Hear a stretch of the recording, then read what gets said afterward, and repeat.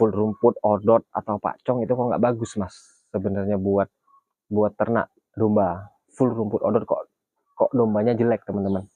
Gini, untuk memulai ternak itu tidak perlu modal yang banyak, tidak perlu belajar pakan yang banyak, fokus aja di full hijauan. Teman-teman sekalian beternak, sekalian belajar teman-teman, sekalian.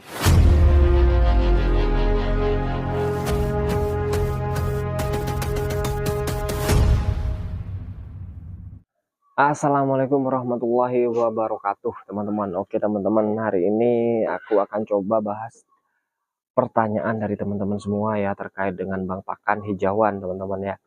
Full rumput, odot atau pakcong itu kok nggak bagus mas sebenarnya buat ternak domba. Full rumput, odot kok dombanya jelek teman-teman. Gini teman-teman ya, sebelum teman-teman pelihara domba, sapi, kambing teman-teman, yang pertama teman-teman harus siapkan itu adalah pakan hijauan teman-teman.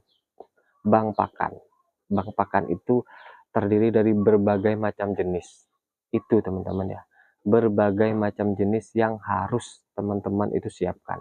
Kenapa?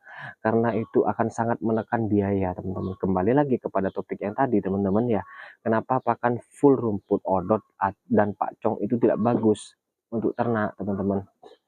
Sebenarnya bukan tidak bagus teman-teman, itu sangat bagus untuk ternak, hanya saja kandungan nutrisinya yang kurang teman-teman.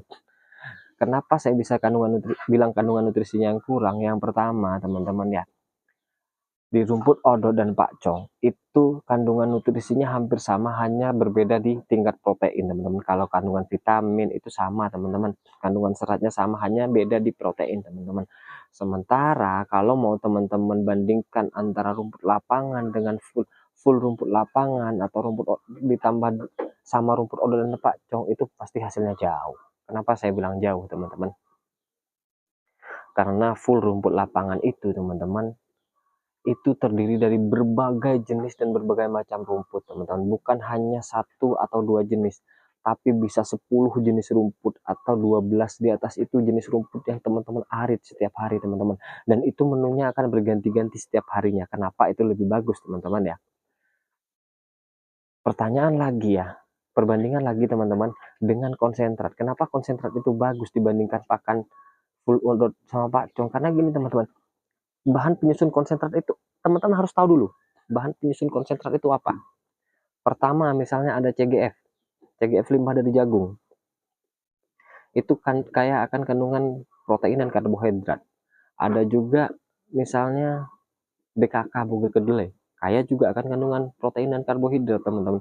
Ada juga misalnya bungkil kopra, bungkil sawit, bekatul, terus jagung teman-teman, titen kedelai, terus kulit kopi, terus juga ada lagi misalnya ditambah dengan kangkung kering teman-teman, dan masih banyak lagi yang ditambahkan seperti mineral, premix dan lain-lain teman-teman. Jadi ada berapa bahan penyusun di sana teman-teman. Nah itulah kenapa yang membuat konsentrat itu bagus teman-teman, karena dia tidak tunggal. Misalnya teman-teman memberikan konsentrat tunggal ya, dengan beberapa macam bahan tadi teman-teman, itu pasti bagus, karena benar teman-teman memberikan yang namanya konsentrat, tapi bahan penyusun di dalamnya itu sangat banyak teman-teman.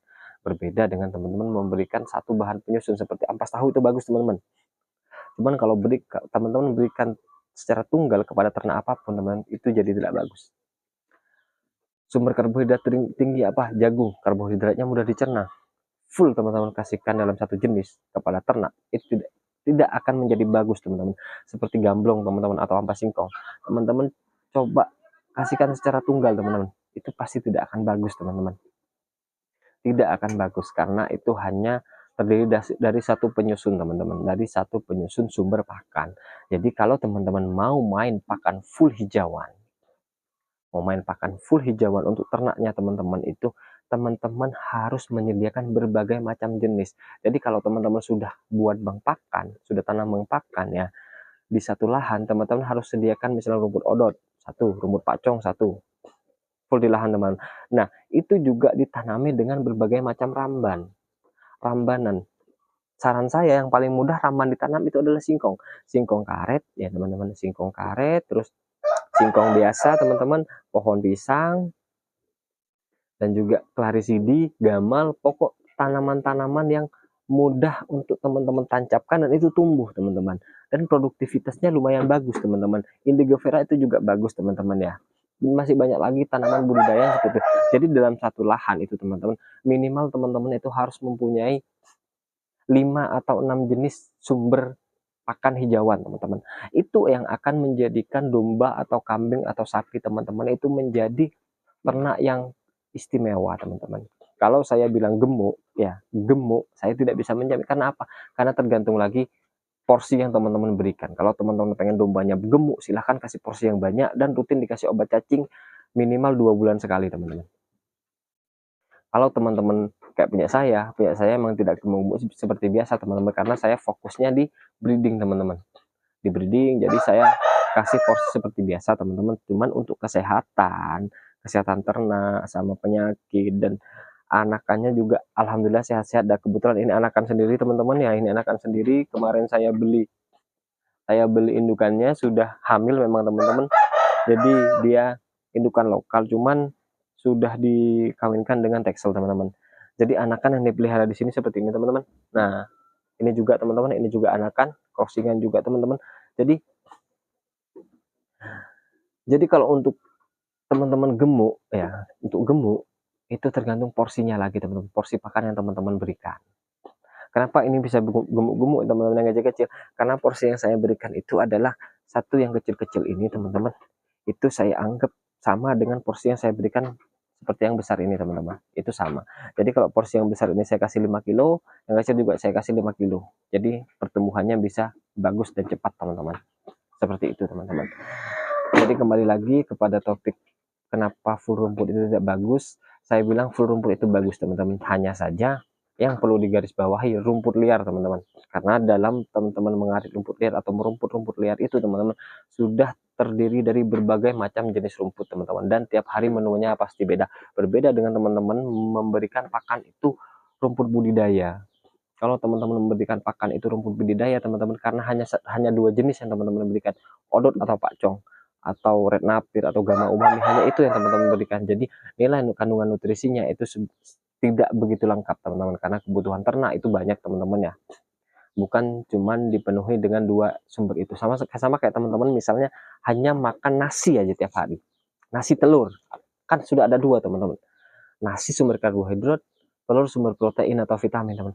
Apakah baik untuk teman-teman? Pasti tidak baik. Tiap hari makan itu teman-teman. Apakah teman-teman bisa gemuk? Apakah pikiran teman-teman bisa tenang? Apakah teman-teman bisa sehat? Tidak.